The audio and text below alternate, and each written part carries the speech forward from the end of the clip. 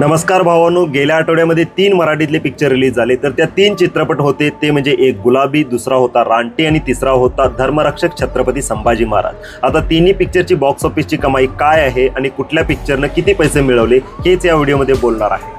तर त्याच्यामध्ये 3 नंबरला येतो तो म्हणजे गुलाबी। याच्यामध्ये श्रुती मराठे, अश्विनी भावे आणि त्याच्यानंतर आपली मृणाल कुलकर्णी एव्हरग्रीन यांनी ॲक्टिंग केली होती। स्टोरी पण ठीकठाक होती आणि बाकीचं काय फेक मार्केटिंग होतं।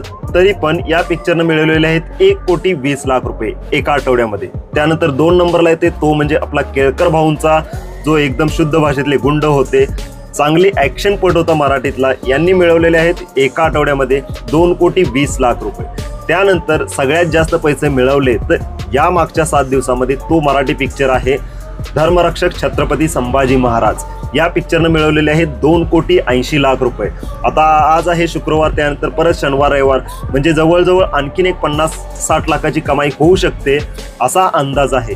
बाकी मला तर याच्यातला धर्मरक्षक छत्रपती संभाजी महाराज हा पिक्चर आवडला आणि या पिक्चरचं कलेक्शन थोडंसं जास्त असायला पाहिजे होतं असं मला वाटतंय। बाकी तुम्ही कुठल्या पिक्चरसाठी अपेक्षा जास्त ठेवताय? या पिक्चरची कमाई थोडी जास्त आहे आणि या पिक्चरची कमाई कमी आहे असं वाटतंय, ते जरा कमेंटमध्ये सांगा।